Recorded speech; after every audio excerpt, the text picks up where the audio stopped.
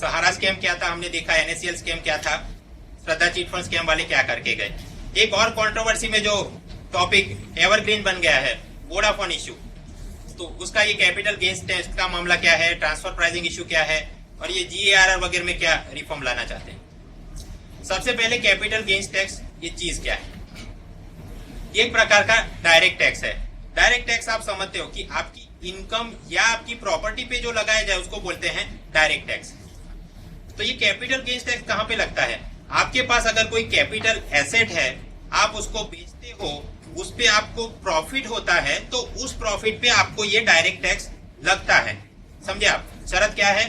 Capital asset होनी चाहिए, उसके आप बेचो और बेचने पर प्रॉफिट हो तो जाके भरना है। अब कैसी कैपिटल एसेट किस प्रकार की? शेयर्स है, बॉन्ड, गोल्ड, रियल एस्टेट, ये सब। रेट इस पे कितना है वो डिपेंड करता है कि आप कितने समय बाद बेच रहे हो अपनी एसेट। फॉर एग्जांपल, शेयर या बॉन्ड या म्यूचुअल फंड है, आपने अभी खरीदा और एक साल के अंदर अंदर ही मैं इसको बेच दूं और उस पे मुझे अगर मुनाफा हो जाए तो मुझ पे लगेगा short term capital gains tax 15%, 15%। मैं एक साल बाद बेचूं और मुझे मुनाफा हो तो फिर लगेगा long term capital gains tax 20%। तो शेयर, बॉन्ड, म्यूचुअल फंड पे कुछ ये गेम चलता है। अगर गोल्ड और रियल एस्टेट में मैंने निवेश किया हो तो ये टाइमलाइन थोड़ी शिफ्ट हो जाती है कि 3 साल बाद अगर मैं करूंगा, उसे बेचूंगा तो लॉन्ग टर्म लगेगा, 3 साल से पहले किया तो शॉर्ट टर्म। तो ये है अपना कैपिटल गेन्स टैक्स। अब बात करें ये शेयर्स में कैसे लागू होता है। किशोर बियानी, आप फ्यूचर ग्रुप के मालिक हैं और आपकी बहुत सारी ये बिग बाजार, पेंटालून, बहुत सारी आपकी कंपनियां हैं। एक कंपनी है इनकी पेंटालून। पेंटालून के स्वाभाविक है ये शेयर मालिक है और इनको ये पेंटालून किसी को बेच देनी है, कुमार मंगलम बिरला को। मान लो वो 1000 करोड़ में बेचते हैं तो स्वाभाविक है बिरला इनको 1000 करोड़ देंगे और बियानी अपने जो शेयर्स हैं वो बिरला को ट्रांसफर करेंगे। तो मुझे सोच के बताओ यहाँ पे किसको प्रॉफिट हो रहा है? बियानी को प्रॉफिट हो रहा है। तो स्वाभाविक है कैपिटल गेन्स टैक्स किसके माथे होगा? बियानी के माथे पर होगा और कंपनी किसकी हो जाएगी? बिरला की हो जाएगी। अब यहाँ पे टैक्स कौन भरेगा? इन थियरी तो ये होना चाहिए कि भाई बिरला ने 1000 करोड़ दिए बियानी को, तो बियानी ने मान लो कि उस पे 100 करोड़ देना है कैपिटल गेन्स टैक्स, तो बियानी जाके सरकार में जमा कर दे। थियरी में ऐसा होना चाहिए। इन रियल लाइफ सिस्टम थोड़ा अलग है कि बिरला ने इनको 1000 करोड़ नहीं देने हैं, 100 करोड़ पहले ही काट के बिरला खुद सरकार में जमा कराए और बाकी के 900 करोड़ बचे वो बियानी को वो दे दे। तो एक प्रकार से ये क्या हुआ? टैक्स डिडक्शन एट सोर्स या फिर विदहोल्डिंग टैक्स। भारत में हम इसको बोलते हैं टैक्स डिडक्शन एट सोर्स। वैसे आप पगार मिलता है, ये कोई प्रॉपर्टी डील वगैरह कई जगह पे, वो रियल एस्टेट में जो सिस्टम तो कई जगह पे है, लेकिन यहाँ शेयर मार्केट में भी चलता है जब कैपिटल गेन्स टैक्स हो रहा है, उसको बोलते हैं tax deduction at source. America में इसी चीज को बोलते हैं विदहोल्डिंग टैक्स। विदहोल्डिंग क्यों? क्योंकि ये जो खरीद रहा है उसने विदहोल्ड करके सरकार में जमा करवाना है। तो वोडाफोन TDS का मामला, वोडाफोन कैपिटल गेन्स टैक्स का मामला, वोडाफोन विदहोल्डिंग टैक्स का मामला, चीज सारी एक ही है कि भाई जो आदमी बेच रहा है उस पे वो टैक्स लागू तो होगा, लेकिन खरीदने वाला काट के सरकार में जमा कराएगा। अब वोडाफोन डील में क्या हुआ? 2007 की बात है। एक थी अपनी हचीसन कंपनी जिसका हेडक्वार्टर है हांगकांग में, और उनकी भारत में एक कंपनी थी हच SR इंडिया। लेकिन ऐसा नहीं था कि ये हच SR के सारे शेयर उसकी हांगकांग की तिजोरी में पड़े थे ना। इन्होंने एक इंटरमीडियरी कंपनी बनाई थी, CGP इन्वेस्टमेंट करके, केमन आइलैंड में ये कंपनी बनाई थी। और ये जो हच SR है उस कंपनी के 67% शेयर होल्डिंग ये सारे इसकी तिजोरी में केमन आइलैंड में पड़े थे। और उसका मालिक कौन था? हच। मतलब रियल मालिक तो था हच, लेकिन ऐसे एक इंटरमीडियरी कंपनी बनाई थी। आगे चल के हच को यहाँ पे मजा नहीं आ रहा है और उसे बेचना है अपना हच SR। वो अप्रोच करते हैं वोडाफोन लिमिटेड को, जो लंदन में उसका हेडक्वार्टर है। अब वोडाफोन ने भी अपनी एक ब्रांच बना के रखी है नेदरलैंड में। अब उन्होंने गेम ये खेला कि नेदरलैंड वाली ब्रांच ने हज से ये केमन आइलैंड वाली ब्रांच को खरीद लिया और खरीदा कुल मिला के $11 बिलियन में। उस वक्त का एक्सचेंज रेट से आप निकालो तो करीब 55,000 करोड़ रुपीस इतने पे ये केमन आइलैंड कंपनी खरीद ली गई। फिर उन्होंने वहां की तिजोरी खोली, तिजोरी में से ढेर सारे शेयर निकले, तो उन्होंने बोला कि अब से हम ये हच SR इंडिया के मालिक है और हम बन गए वोडाफोन इंडिया। तो सोच के बताओ, यहाँ पे कैपिटल गेन्स टैक्स अगर लागू भी होता है तो किसके सर पे है? हज के सर पे है कि वोडाफोन के सर पे? इन थियरी वो भरना तो है हज ने, बट काट के देना चाहिए वोडाफोन ने। इन्होंने तो पैसा कोई जमा करवाया नहीं। चिदम्बरम ये बोलते हैं कि आपने जो 55,000 करोड़ हज को दिए उसमें से 12,000 करोड़ मेरे को कैपिटल गेन्स टैक्स के नाम ने आपने पहले दे देने थे, और बाकी के 55 माइनस 12 मतलब कि 43,000 करोड़ रुपए आपने हज को देने थे, और फिर जाके आपने ये कंपनी ऐसे खरीदनी थी।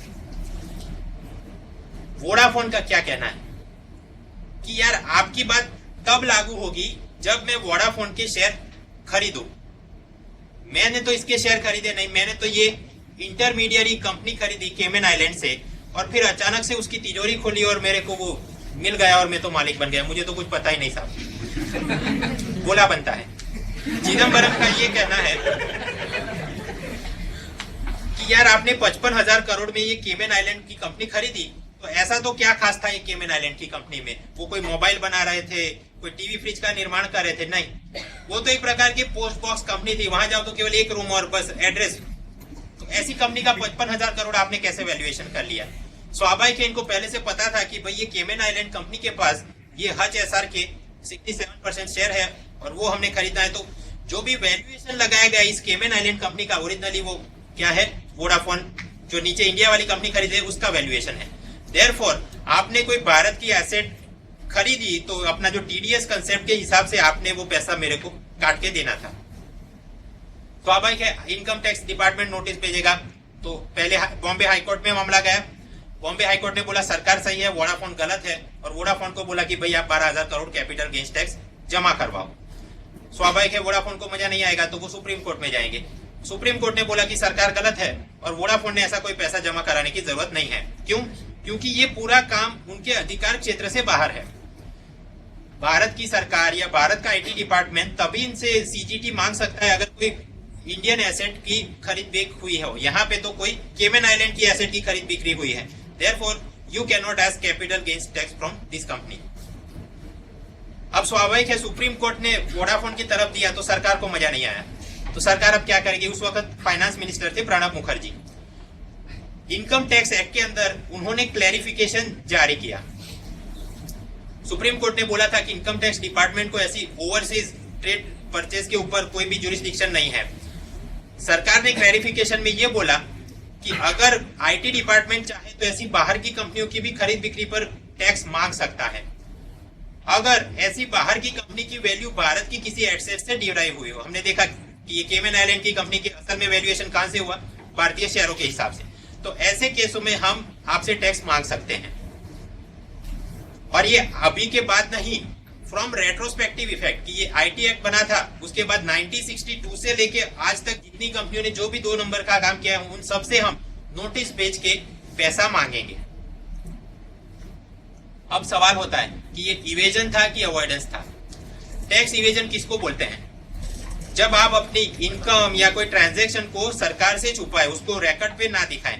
सत्य जी आपने रियल एस्टेट में जाएं, बिल्डिंग खरीदा 10 लाख में खरीदा, लेकिन कागज पे आप दिखाएंगे केवल 1 लाख में खरीदा है, ताकि स्टैंप ड्यूटी राज्य सरकार को कम देनी पड़े और बाकी के 9 लाख आप विदाउट रिकॉर्ड वो ब्रोकर को पे कर दें। तो वो पूरा हुआ टैक्स इवेजन।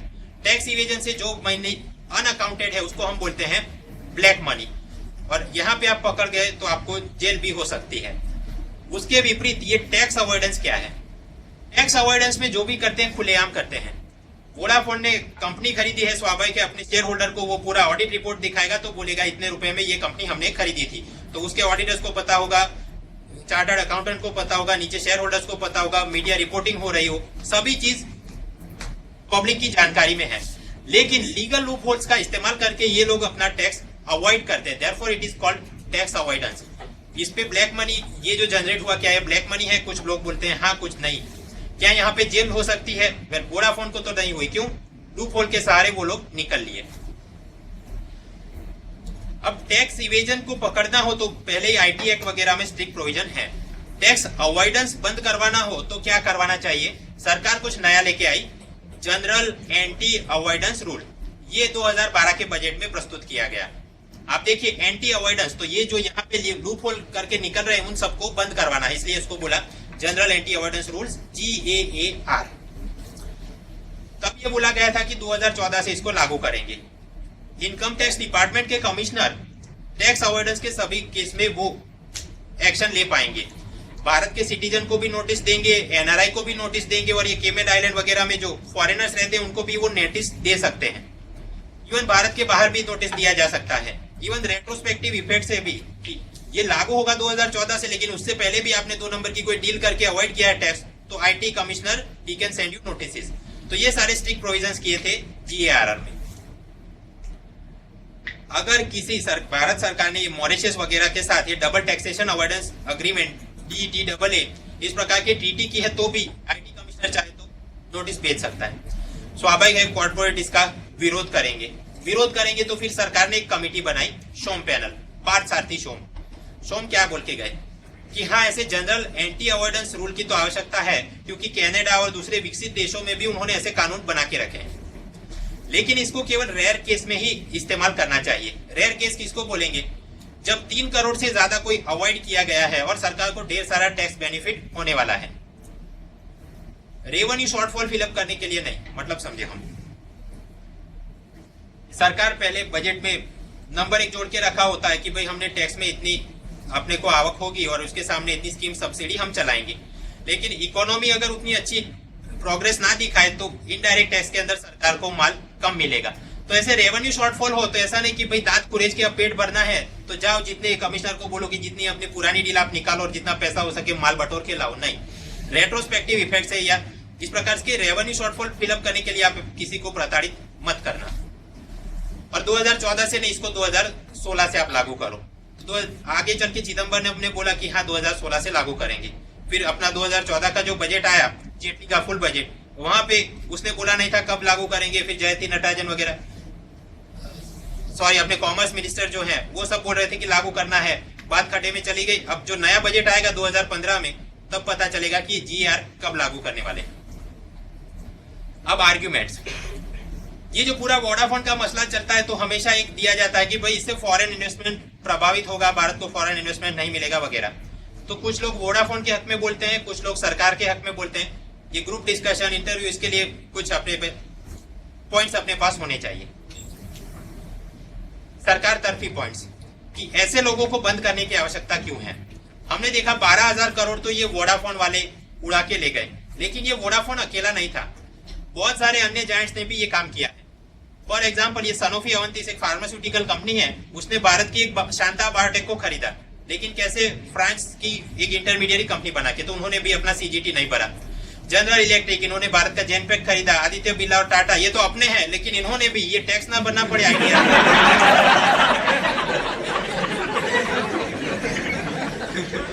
तो पहले जो AT&T का आइडिया में शेयर होल्डिंग था, इन्होंने खरीदा, लेकिन वो भी कोई इंटरमीडिएट कंपनी बना के, ताकि अपने को कैपिटल गेन्स टैक्स ना भरना पड़े। उसी प्रकार वेदांता एक बड़ी माइनिंग कंपनी है इंग्लैंड में, उसने ये गोवा की सेसा कंपनी को खरीदा, तो साइप्रस में जाके इंटरमीडिएट बनाई थी। और ये कुल मिला के आप एडिशन करो तो पता चलेगा अराउंड 35 से 40 हजार करोड़ रुपए टैक्स अवॉइडेंस में ये लोग दिए नहीं है हमको। अब आप सोचो, इतना पैसा अगर सरकार को मिलता तो हम डिफेंस एक्विजिशन कुछ कर सकते, ये हेल्थ, पब्लिक एजुकेशन, सारी कुछ स्कीम सब्सिडी में ढंग से ये पैसा लगा के कुछ डेवलपमेंट किया जा सकता था। इसके कारण कॉर्पोरेट के ऊपर लगाम कसने की जरूरत है, जीएआर और ऐसी स्ट्रिक्ट लॉ की आवश्यकता है। ये तो सरकार तरफी आर्ग्यूमेंट हुए। अब कॉर्पोरेट तरफी आर्ग्यूमेंट कि सरकार ने इस प्रकार से सबको परेशान नहीं करना चाहिए। क्यों नहीं करना चाहिए? कोई भी कंपनी कैसे बनती है? कोई प्रमोटर रहता है, वो आईपीओ इशू करता है, मैंने आपने खरीदा, हम बन गए शेयर होल्डर। फिर हमारी एजीएम जनरल मीटिंग बनी तो बोर्ड ऑफ डायरेक्टर हमने चुने, उनका एक चेयरमैन रहता है। फिर आगे चल के उन्होंने अपने सीईओ बनाए, टॉप एग्जीक्यूटिव, और फिर वो कोई काम करेंगे। मान लो कि वो कुछ गुड्स एंड सर्विसेज प्रोड्यूस कर रहे हैं। अब आप समझो कि ऐसी कंपनी के ऊपर कितने सारे टैक्स सरकार ने पहले से ही लगा के रखे हैं कि जब आप कोई मैन्युफैक्चरिंग करेंगे तो आप पे एक्साइज ड्यूटी लगेगी। ये पिछले साल का डेटा है, अराउंड 6%, अगर आपका ये कोई गारमेंट बना रहे थे। जब आप इसको बेचने जाओगे तो उस पे वैट लगेगा 4%। अब ये सब आप टैक्स माइनस करके फिर आगे बढ़ो तो ये स्टाफ सैलरी वगैरह में कॉर्पोरेट के ये सीईओ वगैरह को उनको इनकम टैक्स भरना पड़ता है 10%, 20%, 30%, वो तो डिपेंड करता है आप कौन से स्लैब में आते हो। ये सारा काम भी खत्म हो गया। फिर जो भी कंपनी का प्रॉफिट है उसके ऊपर कॉर्पोरेट टैक्स के नाम पे 33% और उससे भी ज्यादा इन्होंने भरना है। और प्रॉफिट ये सारा जनरेट हुआ, उस पे से जो आप डिविडेंड शेयर होल्डर्स को देते हो, तो वहां पे भी डिविडेंड टैक्स के नाम पे कुछ पैसा काट के कंपनी ने इनकम टैक्स डिपार्टमेंट में जमा करवाना होगा। कुल मिला के ये पूरा निकालो तो ढेर सारा पैसा कंपनी वाले सरकार को देते हैं पहले से ही। तो उसके आगे भी मान लो ये कंपनी में मैं और आप काम करते थे, हमने मोबाइल खरीदा, मोटरसाइकिल खरीदी, कुछ चीजें खरीदी, तो एक प्रकार से ये भी और बिजनेस जनरेट कर रहा है। फॉर एग्जांपल मोबाइल खरीदा तो ये रिपेयर करने वाले को काम मिल गया, हमको नौकरी मिली, हमने व्हीकल खरीदा तो मैकेनिक को काम मिल गया, हमने मकान खरीदा तो कंस्ट्रक्शन लेबरर को काम मिल गया। और ये लोग भी अपनी तरह से कोई ना कोई डायरेक्ट टैक्स, इनडायरेक्ट टैक्स कुछ ना कुछ तो भरते ही होंगे। तो ढेर सारा पैसा पहले से ही आप कॉर्पोरेट्स वाले सरकार को दिलवा रहे हैं।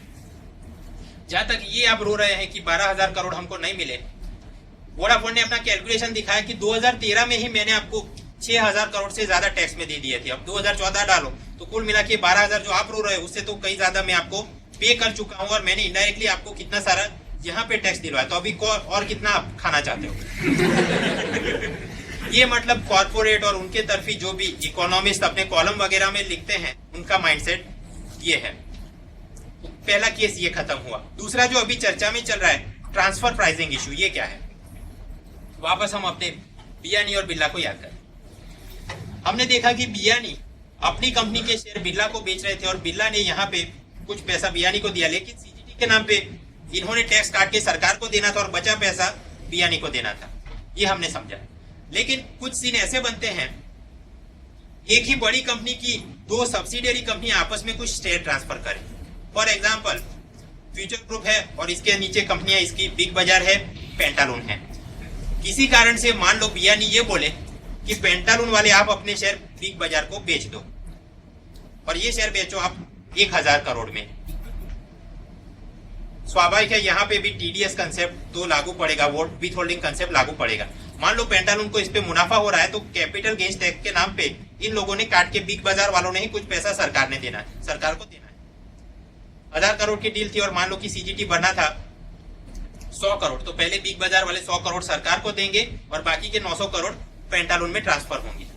ठीक है, लेकिन यहाँ पे कुछ गड़बड़ी की जा सकती है। गड़बड़ी कैसे? ये जो इन सबका बॉस है बियानी, वो डिसाइड कर सकता है कि कितने करोड़ में आप शेयर बिकवाना चाहते हैं। अगर 1,000 करोड़ में बिकवाए तो सरकार को 100 करोड़ सीजीटी मिल गया।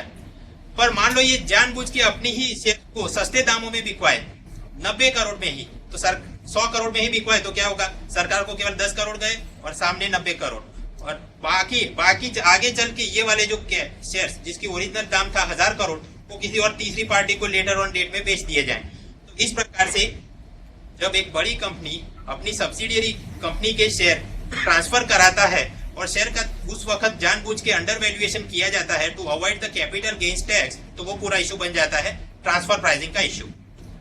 अब सवाल होता है ये लोग ऐसा क्यों करेंगे? एक तो अपनी टैक्स लायबिलिटी कम करने के लिए।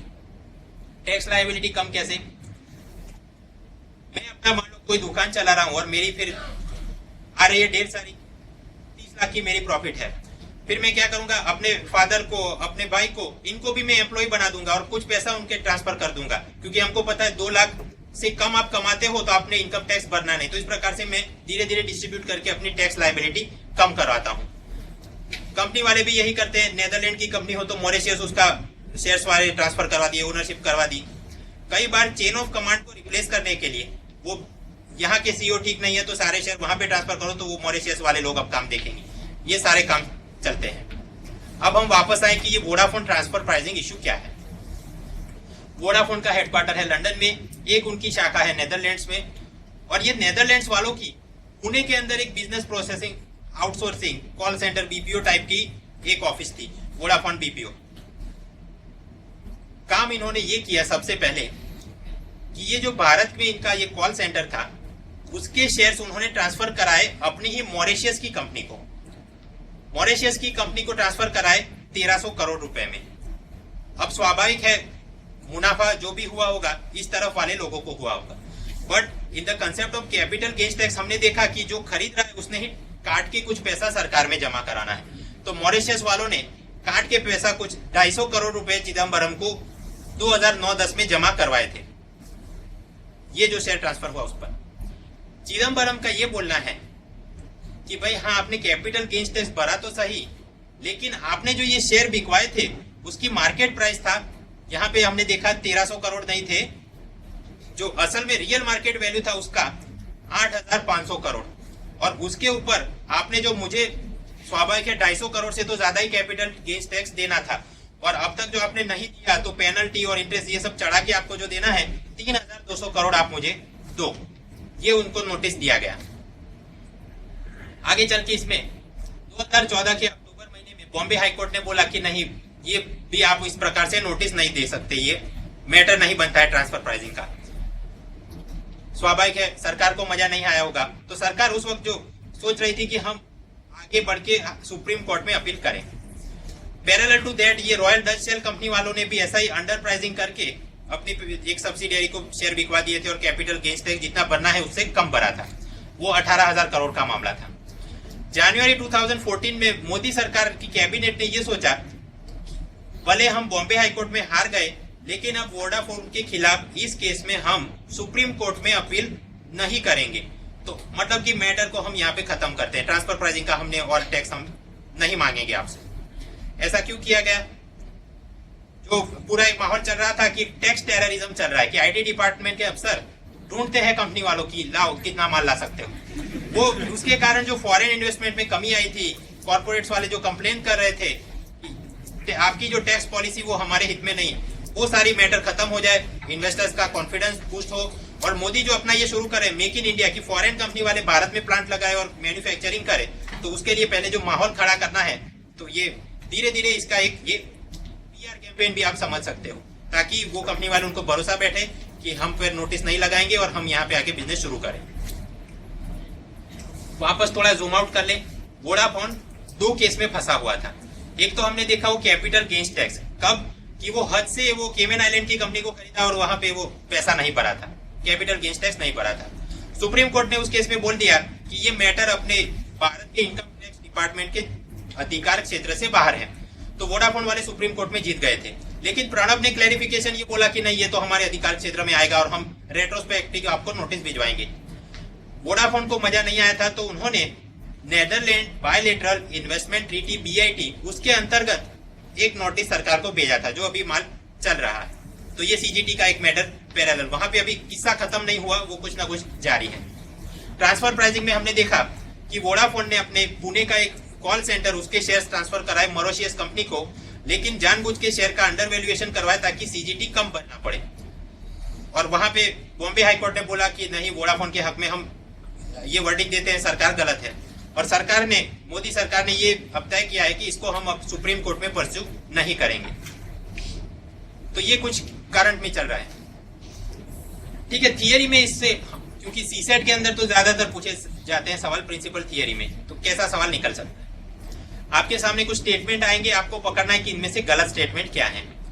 Capital gains tax is an example of indirect tax levied during the sale of capital asset, ये एक प्रकार का अप्रत्यक्ष कर है। Second, during such transaction seller of the capital asset is required to withhold the tax, मतलब मैं बेच रहा हूं तो मैंने ही सरकार को विथहोल्ड करके टैक्स में पैसा भरना है। दोनों सही है, दोनों गलत है, अपने को पकड़ना है कि कौन से गलत हैं। देख लेते हैं, गलत पकड़ना है हमने। देखिए CGT तो मैंने आपको बताया कि यार वो एक डायरेक्ट टैक्स है। डायरेक्ट टैक्स किसको बोलते हैं? When it is levied on your income or your assets, आपके आमदनी या किसी माल अपने प्रॉपर्टी पे लिया जाए। यहाँ TDS वगैरह तो कुछ लोग कंफ्यूज हो जाते हैं कि नहीं, वो तो खरीदने वाला काट के टैक्स देता है तो वो इनडायरेक्ट टैक्स होगा। नहीं, this is an example of direct tax. तो first statement is wrong. Second क्या बोला कि CGT के अंदर प्रोसेस क्या है? सेलर नहीं, आप मुझसे खरीद रहे हो तो आपने टैक्स काट के सरकार को देना है, TDS नॉर्म या विथहोल्डिंग norm. Therefore second statement is also wrong। तो जवाब होगा C, both A and B। कभी कभी कंफ्यूज करने के लिए उल्टा कि फाइंड करेक्ट स्टेटमेंट, तो क्या होगा? जवाब D हो जाएगा, नाइदर A नॉर B। मैंने आपको बोला है कि जब भी ऐसे स्टेटमेंट तो पहले देखो कि यार करेक्ट फाइंड करना है या इनकरेक्ट फाइंड करना है। एक और सवाल, state governments can levy stamp duties on insurance policy, shares and debenture. इन तीनों पे राज्य सरकार चाहे तो स्टैंप ड्यूटी मांग सकती है। Second, union government can levy tax on the transfer of shares and debenture. केंद्र सरकार चाहे तो शेयर डिबेंचर के ट्रांसफर पे आपसे टैक्स मांग सकती है। दोनों सही है, दोनों गलत है, सोचो। कितने लोग इसको स्किप कर देंगे? कितने को लगता है ये होना चाहिए जवाब बी सी? अटेम्प्ट कितने लोग करेंगे? तो मतलब आप स्किप भी नहीं करोगे, अटेम्प्ट भी नहीं करोगे, तो आप मार्क एंड रिव्यू में जो रखेंगे तो वो समझ ले कि उनकी गाड़ी खड्डे में जाने वाली। इसका जवाब पहले तो मुझे सोच के बताओ मिलेगा कहां से? लक्ष्मीकांत की पॉलिटी की किताब में वो लास्ट में दिया है union list, concurrent list, state list. वो जिसने रट के रखा उसने सोचना चाहिए कि मैं अटेम्प्ट करूं, दूसरे लोगों ने छोड़ देना चाहिए। जवाब इसका क्या होगा? जहां तक ये इंश्योरेंस पॉलिसी, प्रोमिसरी नोट, इन पे स्टैम्प ड्यूटी लेने की बात है तो वो पूरा आता है यूनियन लिस्ट में मैटर, इसलिए फर्स्ट स्टेटमेंट इज रॉन्ग। जहां तक दूसरी बात है कि शेयर डिबेंचर पे टैक्स लेने की बात, तो हाँ वो केंद्र सरकार ले सकती है because matter is given in union list उसके अंदर। तो आप घर जाके लक्ष्मीकांत का वो यूनियन और स्टेट लिस्ट और खास करके टैक्स कौन सी चीज पे कौन ले सकता है ये जरा रट्टा मार के रखो, तभी सॉल्व किए जा सकते हैं। पैरेलल टू दैट एक नोकिया टैक्स वो बहुत चलती है। वैसे तो ये मैटर अब खत्म हो गया है, लेकिन एक आइडिया होना चाहिए, कभी इंटरव्यू में कुछ पूछा जाए। हमने देखा कि भाई वोडाफोन केस में पूरी सरकार जो तकलीफ थी वो चिदम्बरम में को थी। नोकिया के अंदर चिदम्बरम को भी तकलीफ, मतलब केंद्र सरकार को भी तकलीफ और राज्य सरकार को भी तकलीफ। तो इनको क्या तकलीफ थी? सबसे पहली तकलीफ जो केंद्र सरकार को थी कि रॉयल्टी पेमेंट में आपने टैक्स नहीं भरा। अब जरा हम समझे, हमने देखा कंपनी कैसे शुरू होती है, बेस के अंदर एक प्रमोटर होता है, कुछ शेयर होल्डर, फिर उसका बोर्ड बना, बोर्ड के सीईओ, और वो day to day fire fighting करे, कुछ गुड्स एंड सर्विसेज का निर्माण किया गया, आपने वो खरीदा, प्रॉफिट जनरेट हुआ और प्रॉफिट के अंदर से ये शेयर होल्डर को माल मिलता जाएगा डिविडेंड के रूप में। अब कई बार फॉरेन कंपनी वाले ये सोचते हैं कि यार डिविडेंड के उपरांत भी मुझे कोई और माल और जरा प्रॉफिट पे से माल मिल जाए, तो फिर वहां कंसेप्ट आता है पेटेंट और रॉयल्टी का। हमने अब तक की चर्चा में ये तो आपको याद रह गया होगा कि फ्यूचर ग्रुप और उसके अंदर नीचे एक कंपनी थी पेंटालून। अब पेंटालून ने ये जो भी प्रोडक्ट डिजाइन किए हैं, स्वाभाविक है उसका कोई ना कोई डिजाइन पेटेंट करवाया होगा, लेकिन ये पेटेंट पेंटालून अपने नाम से नहीं करवाएगी, उसकी जो पेरेंट कंपनी है फ्यूचर ग्रुप वो अपने नाम से पेटेंट करवाएगी। अब आप समझिए, जब भी आप कोई ना कोई चीज खरीदोगे तो पेटेंट है तो उसकी रॉयल्टी के नाम पे कहां जाएंगे पैसे? फ्यूचर ग्रुप और उसके मालिक बियानी को। उसके उपरांत ये आपने चीज खरीदी तो जो प्रॉफिट हुआ, प्रॉफिट से डिविडेंड होगा, वो कहां जाएगा? मेरे आपके जैसे शेयर होल्डर को मिलेगा। और उसके अलावा क्योंकि ये फ्यूचर ग्रुप का भी शेयर होल्डिंग होता है तो उनको भी डिविडेंड में पैसा मिलेगा। तो इस प्रकार से खास करके फॉरेन कंपनी, ये नोकिया, माइक्रोसॉफ्ट, ये लोग अगर भारत में भी शाखा खोले तो पेटेंट यहां से नहीं निकलवाएंगे, वो ओरिजिनल पेटेंट उनके पेरेंट हेडक्वार्टर में रहेंगे सारे, ताकि जो भी पैसा आता हो उसमें रॉयल्टी में अलग से पैसा लिया जा सके। अब यहाँ पे ये भी हो सकता है कि मान लो ये लोग रॉयल्टी का रेट बहुत हाई रखे कि 80% रॉयल्टी इस चीज पे, तो शेयर होल्डर्स को फिर प्रॉफिट डिविडेंड में कुछ माल दिखेगा नहीं। इस कारण से भारत सरकार ने रॉयल्टी पेमेंट पे कुछ रिस्ट्रिक्शन रखे हैं कि अगर भारत की कोई कंपनी और उसका पेरेंट कोई फॉरेन हो तो मैक्सिमम जो भी प्रॉफिट हो रहा है उसका 8% ही रॉयल्टी के रूप में बाहर भेजा जा सके, बाकी का डिविडेंड के हिसाब से करना है। और ये रॉयल्टी जो बाहर जाती है उस पे भी डायरेक्ट टैक्स भरना पड़ेगा।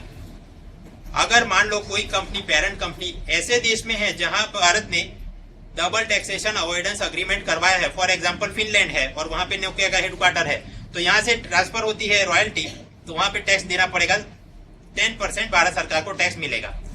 अगर भारत ने ऐसा कोई एग्रीमेंट नहीं करवाया, मोस्ट केसेस कैसे जो टैक्स हेवन देश है, केमन आइलैंड वगैरह, वहां पे अगर रॉयल्टी भिजवाओगे तो 25% टैक्स हमको देना है। यहाँ पे भी टीडीएस कंसेप्ट है। आप समझो कि ये नोकिया का हेडक्वार्टर था फिनलैंड और उनकी ये सब्सिडियरी कंपनी भारत के अंदर नोकिया। मान लो नोकिया ने, भारत की कंपनी ने फिनलैंड वालों को रॉयल्टी पेमेंट में 100 करोड़ दिए। स्वाभाविक है 10% टैक्स चल रहा है तो 10 करोड़ रॉयल्टी टैक्स के नाम पे फिनलैंड वालों ने सरकार को, भारत सरकार को देना चाहिए। लेकिन यहाँ पे भी टीडीएस कंसेप्ट लागू होता है। कैसे? कि भाई 100 करोड़ नहीं, आप केवल 90 करोड़ वहां पे दोगे और 10 करोड़ काट के एडवांस में ही ये भारत की कंपनी सरकार को दे दे। टीडीएस, विथहोल्डिंग टैक्स, ये सब चलेगा। क्यों? इंडिया और फिनलैंड के बीच ये डबल टैक्सेशन अवॉइडेंस अग्रीमेंट में ये सारी अग्री किया गया है। अब जो स्कैम जो चला वो ये सरकार का ये कहना है कि 2006 से लेकर 13 तक ये भारत की कंपनी ने फिनलैंड में 25,000 करोड़ से ज्यादा रुपए रॉयल्टी के नाम पे भेजा, तो हमको वहां पे से टैक्स आपने काट के क्यों नहीं दिया? कुल मिला के तो 10%, मतलब 2500 करोड़ रुपीस आपने हमको देने थे और इतने सालों तक नहीं दिया तो उस पर पेनल्टी भी लगेगी, इंटरेस्ट भी लगेगा, ये मिला के कुल 6000 करोड़ रुपए आप हमको दीजिए। स्वाभाविक है ये लोग फिर मना कर गए और पूरा मैटर चला। बॉल बाय बॉल में अब जान नहीं रहा हूं कि ये तमिलनाडु के अंदर एक श्री पेरुम्बदूर करके SEZ है, वहां पे ये नोकिया का पूरा फैक्ट्री चलता था। IT डिपार्टमेंट ने रेड किया, अकाउंट सीज किए गए वगैरह वगैरह। आर्ग्यूमेंट्स क्या हुए? नोकिया का ये बोलना है कि भारत और फिनलैंड के बीच ये जो अग्रीमेंट हुआ है वहां पे अग्री किया गया था कि हाँ रॉयल्टी के ऊपर TDS काट के भारत सरकार को देना पड़ेगा। Yes we agree. लेकिन हम जो पैसा वहां भेज रहे थे वो कंप्यूटर सॉफ्टवेयर जो मतलब यहाँ ये मोबाइल फोन के अंदर जो चलता है वो सॉफ्टवेयर के रॉयल्टी के रूप में हम पैसा दे रहे थे। और आपने ये जो अग्रीमेंट बनाया है उसके अंदर कंप्यूटर सॉफ्टवेयर ऐसा तो कहीं लिखा ही नहीं है।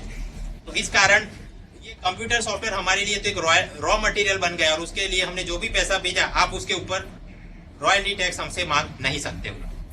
सरकार का कहना इससे विपरीत है कि नहीं भाई ये रॉयल्टी है, हमको पैसा दो। आगे चल के आपको पता है कि माइक्रोसॉफ्ट वालों ने नोकिया को $8 बिलियन में खरीद लिया। तब जाके IT डिपार्टमेंट ने पूछा नोकिया वालों से कि भाई ये माइक्रोसॉफ्ट वाले क्या हमको टैक्स का पैसा देंगे?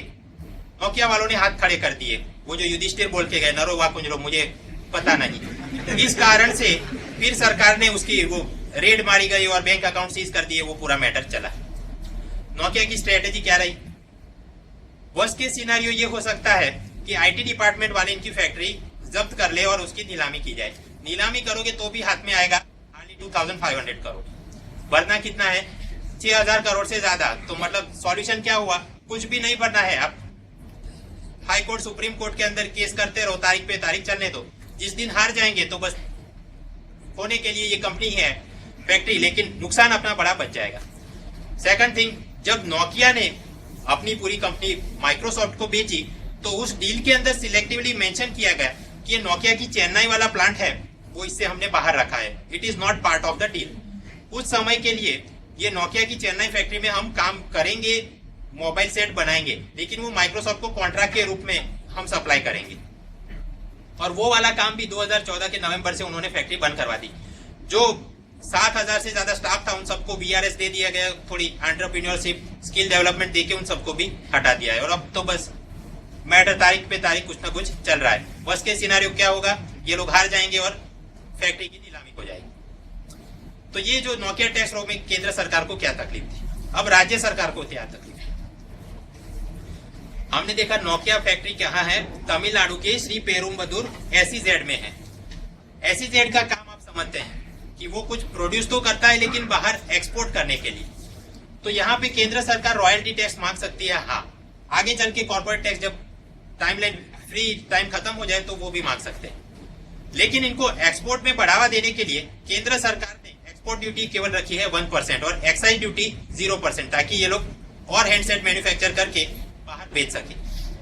लेकिन ये फायदा तब तक रहेगा जब तक आप एक्सपोर्ट करते हो। अगर आप देशी मार्केट के अंदर ही ये मोबाइल सेट बेचोगे तो राज्य सरकार उस पर 4% वेट मांग सकती है। अब जो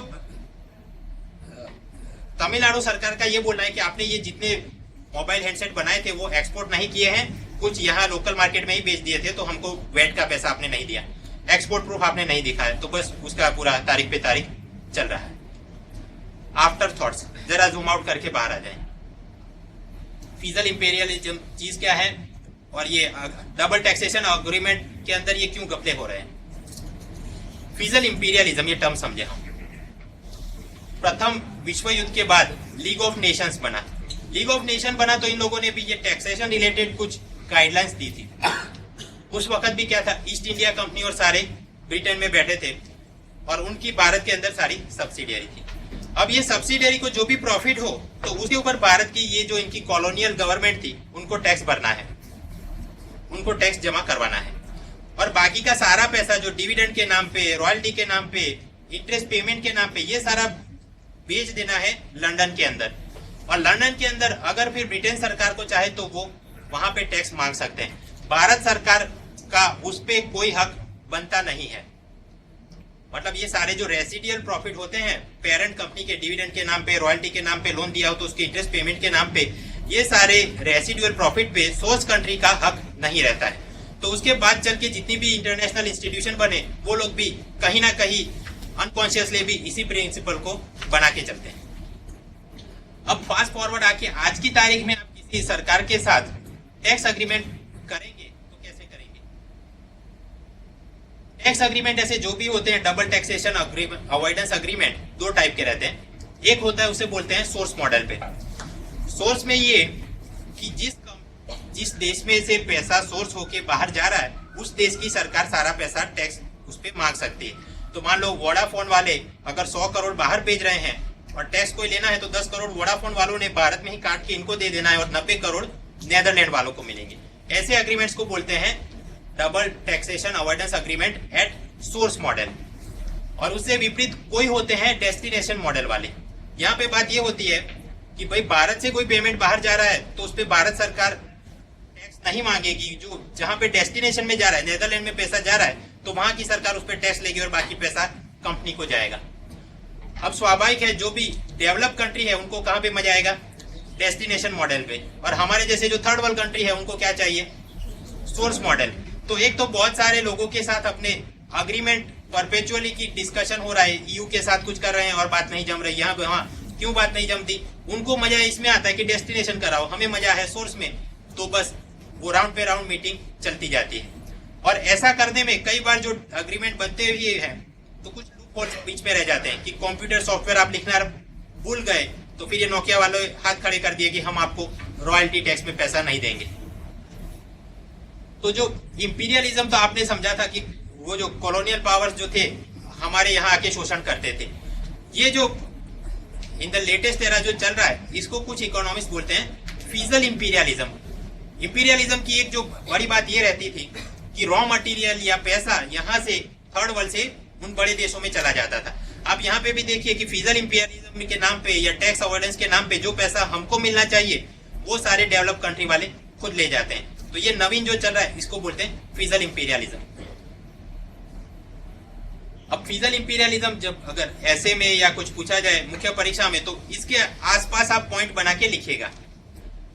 अगर आपको ऐसी कोई अन्य टर्म दिख जाए और एग्जैक्टली ना मालूम हो तो तुक्केबाजी में फिर ये नहीं कि फीजल इंपीरियलिज्म का मतलब कि केंद्र सरकार राज्यों का शोषण करती है या दिल्ली में बैठी सरकार नॉर्थ ईस्ट वालों का शोषण करती है तो वो फीजल इंपीरियलिज्म हुआ। नहीं, ये बात अलग है। एग्जैक्ट कंसेप्ट पता हो तो ही आप जवाब अटेम्प्ट करिएगा। फीजल इंपीरियलिज्म जरा और जूम आउट करके देखें। ज्यादातर फॉरेन ये जो एमएनसी है उनकी न्यूयॉर्क, लंदन वहां पे हेडक्वार्टर रहता है, लेकिन वहां से वो भारत में आके कंपनियां नहीं खरीदती हैं। वो सबसे पहले केमन आइलैंड, ब्रिटिश वर्जिन आइलैंड ऐसे टैक्स हेवन में कोई इंटरमीडिएरी कंपनी बनाती है और वो इंटरमीडिएरी कंपनी भारत में आके कोई खरीदारी करती है। तो ऐसी बहुत सारी इंटरमीडिएरी कंपनी है। फिर वो जाके नीचे डेवलपिंग कंट्री के अंदर कोई कंपनी खरीदेगी। जो डिविडेंड जाएंगे वो सारे जाएंगे टैक्स हेवन में, वहां से वो लोग माल खा के चले जाएंगे। कैपिटल गेन्स टैक्स वो आपको देंगे नहीं। सप्लाई चेन कहां से मंगाएंगे? कोस्टा रिका से, और वहां पे भी आपने कुछ जोलजाल किया है तो उनको भी टैक्स नहीं भरोगे। केमन आइलैंड है, ये अपना लग्जमबर्ग है, Bermuda, British Virgin Island. In short हर एक जगह पे थोड़ा थोड़ा आप डिस्ट्रीब्यूट कर लेते हो और पैसा यहां से वहां घुमाते रहते हो और कोई भी डेवलपिंग कंट्री को कोई पैसा मिलता नहीं। आफ्टर थॉट्स ऐसा ना हो उसके लिए क्या करना चाहिए? फर्स्ट थिंग कि जो भी आप डबल टैक्सेशन अवॉइडेंस अग्रीमेंट बनाएं तो पहले से ही वो एकदम सॉलिड फुल प्रूफ होने चाहिए। लीगल टेक्निकल डेफिनेशन के मामले में कोई लूप होल नहीं होनी चाहिए। लेकिन खैर फिर भी कोई ना कोई कहीं ना कहीं तो बचता रहेगा। ये पूरी गेम कब तक चलेगी? जब तक भारत खुद एक थर्ड वर्ल्ड कंट्री है। एक दिन तो ऐसा आ जाएगा कि फिर हम डेवलप कंट्री बन जाएंगे। तो उस वक्त क्या होगा? हमारे ही उद्योगपति कोई टैक्स हेवन के अंदर जाके फिर ये सोमालिया और ऐसे सभी खड्डे में गए देशों में हम जाके उनके ऊपर फीजल इंपीरियलिज्म करेंगे और वहां टैक्स नहीं भरेंगे और पैसा अपने पास लाएंगे। तो ये तो जैसे एवोल्यूशन के अंदर एक चीज दूसरे को फूड चेन के अंदर खाती है और एवोल्यूशन होता रहता है, यहाँ पे भी कुछ ना कुछ चलता रहेगा। वोडाफोन टैक्स इश्यू हमने देखा, नोकिया टैक्स इश्यू हमने देखा। अब जब फ्यूचर में बात करेंगे balance of payment, current account deficit, capital account convertibility, ये कुछ बातें करनी है। एक चीज जब अपना ये इकोनॉमिक सर्वे आ जाएगा तो पैरेलल कंपनी एक्ट वगैरह वो भी तब देख लेंगे।